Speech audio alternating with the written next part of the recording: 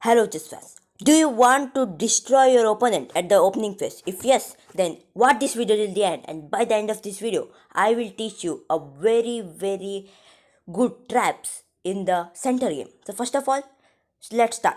Okay, white starts with the move e4. You reply, opponent replies e5, and now d4. Okay, so this is called a center game. Your opponent takes. If you play the move c3, then this opening will be converted into Danish Gambit. So first of all, what is a Gambit? So Gambit is the opening where you sacrifice a pawn or some piece to gain a very good advantage. Well, now black takes.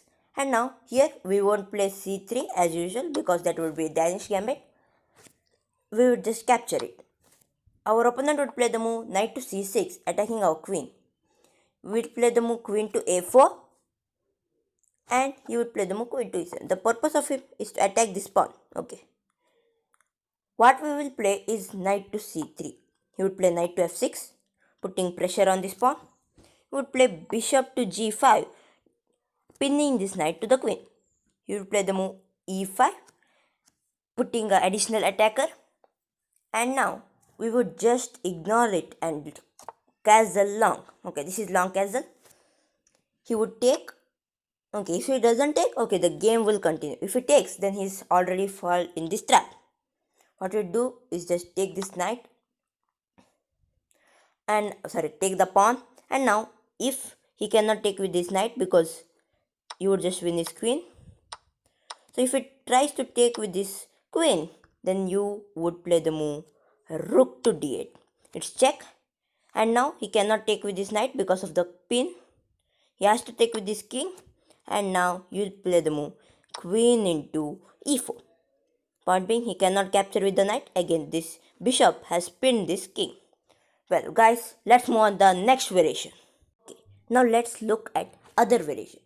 Instead of queen to a4, in this variation we will play the move queen to e3. He would come with the move bishop to b4 check. We would stop it with the move c3. He would play the move bishop to a5, keeping the pressure, and we would play the move bishop to c4. He would play the move knight to e7. Okay, so black has also opportunities of playing the move knight to f6, but the problem is with the move e5, which gains a tempo. Tempo means when you make your opponent to play a certain move, forcing moves. Okay, knight to e7. We would play the move queen to g3. Our opponent would just castle here because we are attacking his pawn. Okay, he castles. Now we play the move h4.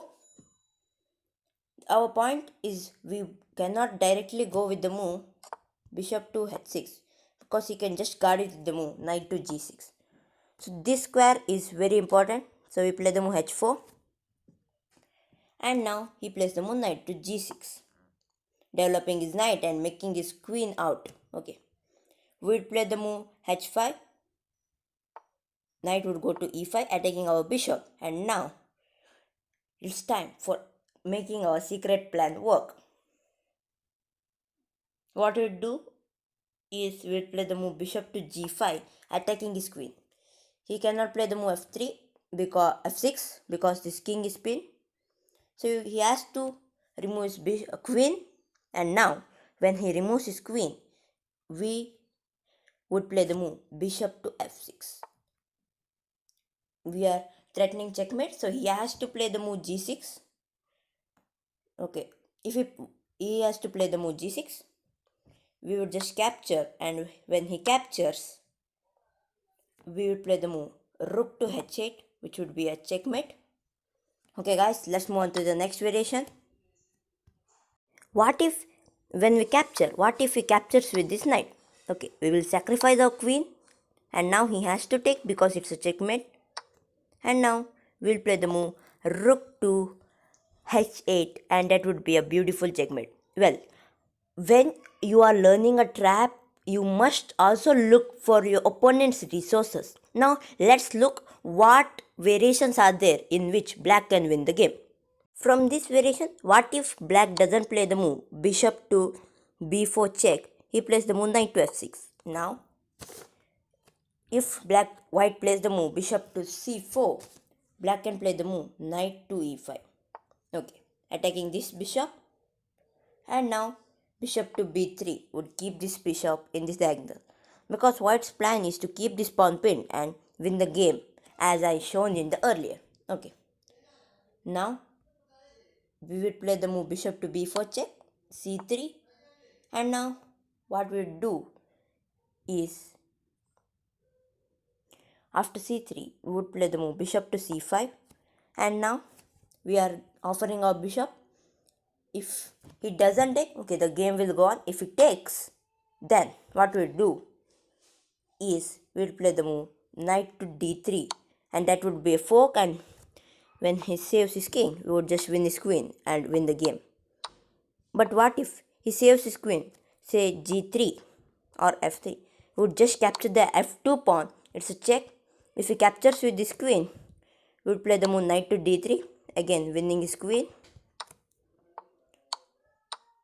But what if he captures with his king? Then our another knight would check his king and will win his queen. So this is how black can win. So if you are applying this trap, be careful. Okay, let's look at another variation where black can win.